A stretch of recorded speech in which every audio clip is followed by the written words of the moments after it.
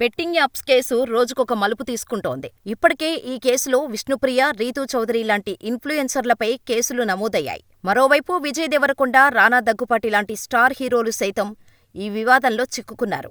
తాజాగా ఈ betting apps వివాదంలో బాలయ్య పేరు వినిపిస్తోంది. బాలయ్య ఈ యాప్స్ను ప్రమోట్ చేయలేదు. కానీ ఆయన చేసిన ఓ షోలో వచ్చిన బెట్టింగ్ యాప్ యాడును చూసే బెట్టింగ్ స్టార్ట్ చేశానని వాపోతున్నాడు ఓ బాధితుడు. ఆయనెవరు?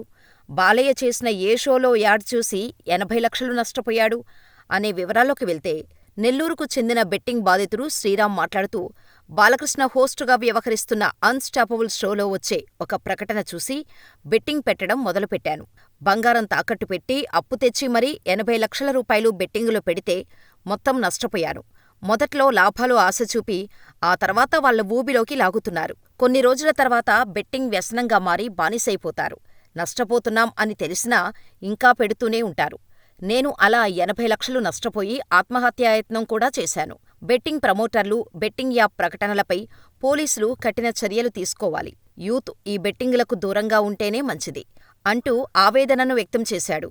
ఇదిలా ఉండగా, మరోవైపు దగ్గుపాటి రానా స్కిల్ బేస్డ్ గేమ్స్కు మాత్రమే బ్రాండ్ అంబాసిడర్గా వ్యవహరించారని ఆయన టీం సమర్థిస్తోంది.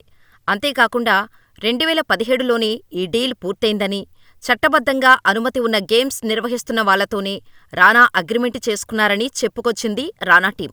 అలాగే విజయ్ దేవరకొండ టీం కూడా ఇదే విధంగా స్పందించింది.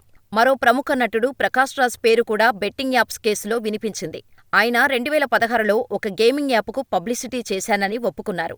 అయితే కొన్ని నెలల తర్వాత అది ఇల్లీగల్ అని తెలిసి కాంట్రాక్టు నుంచి తప్పుకున్నాను అని క్లారిటీ ఇచ్చారు. ఈ నేపథ్యంలోనే బెట్టింగ్ యాప్స్కు సెలబ్రిటీల ప్రమోషన్స్ అనే వ్యవహారంపై తీవ్రంగా చర్చ నడుస్తోంది.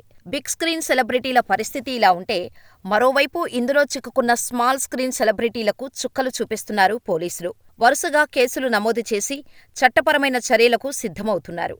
ఈ నేపథ్యంలోనే అన్స్టాపబుల్ షోలో యాడ్ కారణంగా బాలయ్య పేరు ఇందులో వినిపిస్తుండటంతో దీనిపై ఎలాంటి చర్యలు తీసుకోబోతున్నారు అనేది ఆసక్తికరంగా మారింది.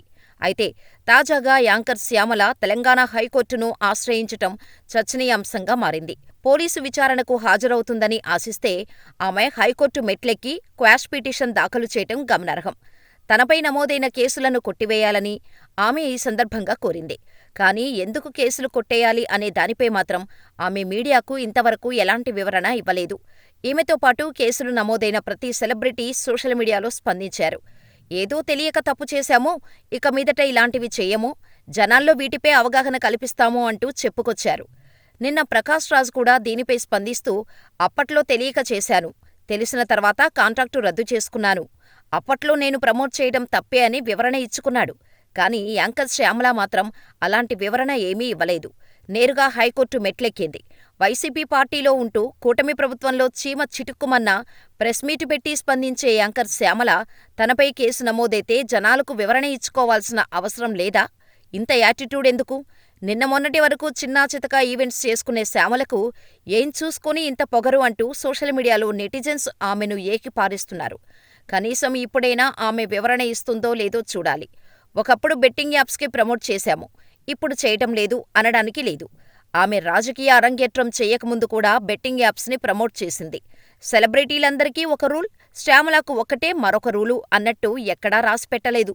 కాబట్టి ఆమె వేసిన క్వాష్ పిటిషన్ను కొట్టివేసే అవకాశాలు ఎక్కువగా ఉన్నాయి.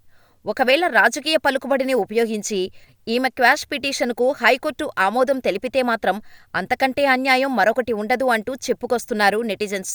చూడాలి మరి, శ్యామల భవిష్యత్తులో ఎలాంటి పరిణామాలను ఎదుర్కోబోతోంది అనేది. ఏది ఏమైనా ఒక రాజకీయ జీవితాన్ని ప్రారంభించే ముందు ఇలా యువతని తప్పుదోవ పట్టించే యాప్స్ని ప్రమోట్ చేయటం అత్యంత హేయమైన చర్య.